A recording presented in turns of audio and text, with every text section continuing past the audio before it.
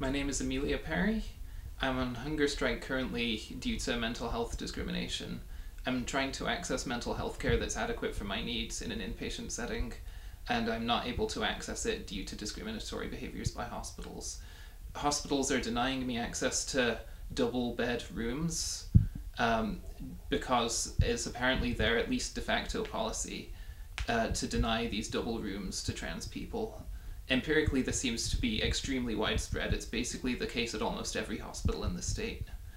And yet, it is very clear from Massachusetts public accommodations law that such behavior is discriminatory. Most of these hospitals have mostly double beds, and forcing trans people to only take single rooms is substantial systemic discrimination and stops us from accessing adequate healthcare. I've been on a hunger strike for about 4 days now. For some of that time I've been on fluids and med strike as well, adjusting between those two tactics to suit the current strategic needs. Roughly speaking, this whole process began on Wednesday when I was having enough acute distress to warrant hospitalization in an inpatient setting. I tried to get in touch with my ordinary outpatient healthcare at MIT Medical and had a lot of difficulties getting in touch with them. And ultimately, I went to the emergency room at MGH. Now, I arrived there in a very high acute state of panic and self-harmed throughout several of the steps, and was in the emergency room in the urgent ward for a good number of hours, I think about 8 hours, until they transferred me to the acute psychiatric service. Now, in the acute psychiatric service, that's a calmer room and it was a much less triggering environment, and I was able to calm down there and spend the night until they could transfer me to McLean Hospital at about 1 p.m. the next day. I've had previous experiences in MGH in which I've been explicitly told that they could not admit me to double beds in their own inpatient psychiatric unit, Blake 11, due to the fact that I am transgender.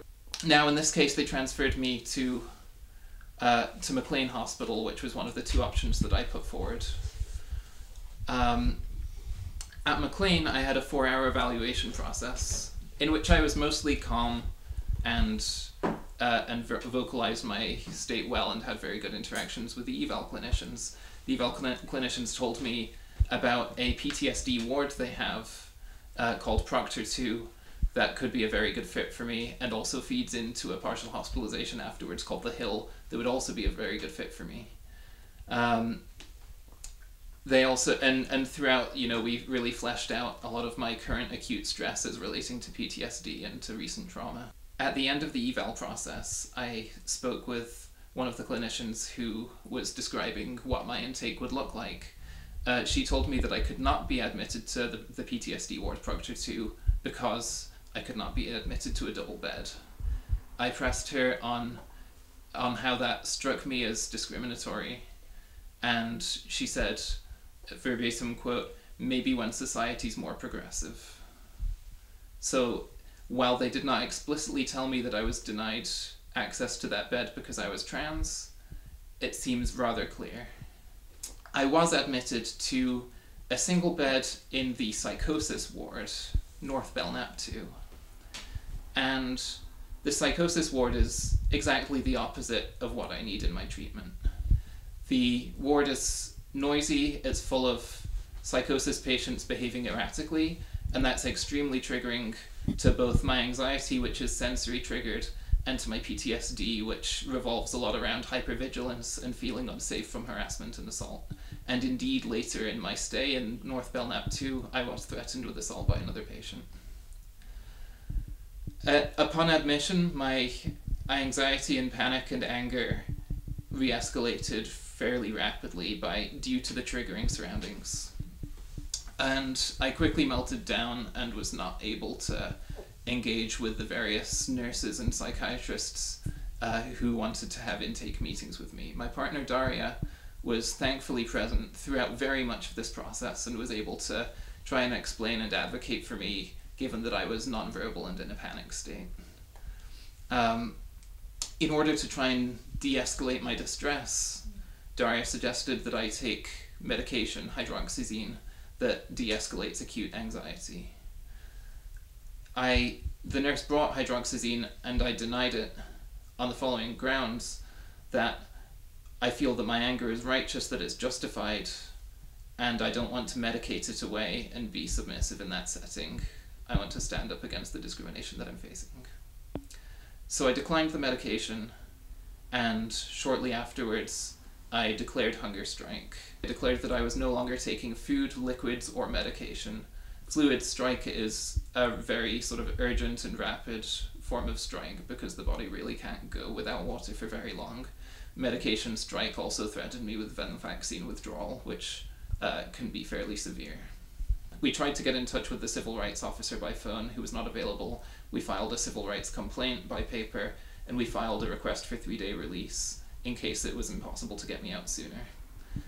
And throughout the night, I talked with the night nurse about the possibilities about getting in touch with an attorney, to which I'm entitled given that I'm refusing care. My treatment team contacted me and said that it was time to go into a team meeting with them. So Daria and my parents all were present for that meeting. We raised a lot of the issues and a lot of the mistreatment that we've been facing, and tried to advocate for prompt transfer to Proctor 2.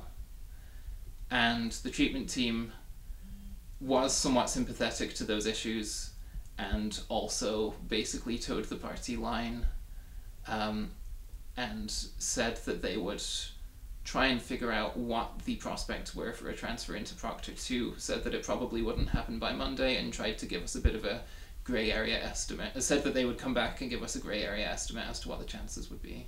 An hour later, we all convened again for a second treatment team meeting, and in that setting, first off, I was told that I would not be transferred into Proctor 2 until Monday, and that my chances of getting a transfer on Monday were likely less than 50%. I can't spend several days in a super triggering psychosis ward, and so we managed to argue for my immediate discharge. Now, this discharge was essentially without a further treatment plan. There was a plan to get in touch with the Brattleboro retreat as a possible inpatient option, but that was essentially speculative. There was no guarantee of an intake there. Other than that, there was no ongoing treatment plan, and so I was being basically discharged out into the wild without any ongoing support. During the discharge process, in that meeting we were also told the following, that if I returned to the emergency room at MGH to try and re-enter the process of finding an adequate inpatient bed, we were told that since MGH and McLean are part of the same partners' healthcare system, and since my status from McLean was considered a failed discharge, as a matter of policy, as soon as I turned up at MGH emergency room, they would have to automatically transfer me back to McLean and put me exactly in the same impasse situation. So this was fairly outrageous to me in that it closes off an important emergency room as a viable path forward to inpatient treatment. It closes off further medical options that I can pursue in this setting, and I was really getting low on possible options. We were able to meet with the chief quality who described herself as the chief quality officer of McLean. Indeed, we later found out that she is in fact the chief quality and risk management officer of McLean, which paints a slightly different picture as to what that interaction was. We had a conversation with her, who unambiguously confirmed that refusing to put trans people in double rooms is illegal, is not allowed. This was totally unambiguous in her mind. However, both she and the treatment team in the second treatment team meeting attempted to gaslight the entire setting that I was experiencing trans discrimination, and they gave me the excuse that I was denied a double room due to the acuity of my condition. After discharge, I was basically at a loss as to what to do. So I went to Cambridge Hospital. I met with a treatment team there who I felt were basically on the same page with me in terms of priorities and in terms of doing the best work that they could. but frankly the options that were available to them were fairly limited. They could try and do an inpatient search, but they were not very optimistic about the results, and we were going into weekend where basically nothing moves in an inpatient setting very much. I ultimately de-escalated my strike down to food only instead of food, fluids, meds, due to the fact that probably the prospect of going forward would be to stay at Cambridge Hospital for the weekend and try and gather information and take a more measured and less urgent approach to finding treatment. And given the de-escalation in urgency, I correspondingly de-escalated my strike. I've remained on hunger strike continuously since the beginning, though, and I'm still on hunger strike right now. I have not eaten in several days. Now, eventually at Cambridge Hospital, Daria went home. I made preparations to go to sleep after continuing my rather non-stop and relentless advocacy outreach and self-advocacy in the medical setting. But by that point we were getting into the 40-somethings of hours that I'd been awake doing this advocacy non-stop, this self-advocacy and this emotional work. And ultimately I tried to turn in to go to sleep after around 44 hours awake.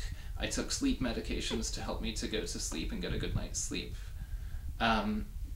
Shortly after, as I was trying to settle in and fall asleep, my team psychiatrist came to me and said that there's a bed available here in Cambridge Hospital. And after a bit of contemplation around that, I did accept that bed. I signed paperwork on that bed option. Now, shortly after I signed the paperwork on it, note also that at this point I'm on the mid-40s hours of no sleep, and I'm also actively fighting against the sleep medications that I'd taken to try and stay awake and make these critical care decisions. Shortly after signing the conditional voluntary form for admission to this inpatient bed, my psychiatrist comes back and said, no, I was mistaken about what this is. This is not a bed here at Cambridge Hospital, it's a bed at CHA Everett, which was until recently known as Whidden. And this name Whidden rang a bell in my head, and laying there weighing that option while he filled out paperwork, I was essentially drifting in and out of consciousness and trying to remember what I'd heard about the name Whidden. I felt nervous about that option, and ultimately I remembered that I had made a document for myself with a huge amount of feedback about various inpatient options from other trans people in my social community who have been through inpatient processes. There's a huge number of people with these experiences that I'm connected to, and I've tried to collect some of the information I can. And I had marked Whidden in that document as one of the worst options locally. So, having seen that, I decided to decline the bed at CHA Everett. I had not signed a conditional voluntary form on CHA Everett at that point because this was a whole new set of paperwork. I declined that bed, and I was told by my psychiatrist that it was likely that no further inpatient bed search would be possible from this ER setting, that once I declined a bed it would not be possible to search for further beds. So at that point that was an absolute emotional low for me, that having been through so much work, my prospects for further care were suddenly shut off. I didn't feel that a regimented outpatient setting would constitute appropriate care for me. I do really need an inpatient setting to heal in and to work through some of my mental health issues. And so at an emotional low point, I finally tried to go to sleep and slept an entirety of 4 hours from roughly 3:45 to 7:45 a.m. At that point, daytime began. I talked more with my team psychiatrist, who said that he had been in touch with the head of the emergency department at Cambridge Hospital and confirmed that no further inpatient search would be possible. I was discharged from the emergency room between 8 and 9 a.m. and once again left out in the wild without any further treatment plan. The only treatment plan that had been connected for me is to see a clinician at MIT Medical. I was told probably on Monday, leaving me the entire weekend in a critical mental health state without any arranged mental health care. I still absolutely critically need inpatient care. My clinician at MIT Medical is trying to make arrangements for further inpatient care, and at the moment there are no guarantees, there is no resolution, and we don't know how this is going to turn out. I am still on hunger strike. I'm getting increasingly dizzy. When I stand up, I almost pass out and I need to hold on to something. I am ready for a resolution to this, and I don't know when it's going to happen. I'm looking forward to having my next meal in McLean's Proctor 2, or in MGH's Blake 11 would be an absolutely acceptable option. I just don't know when that next meal will be.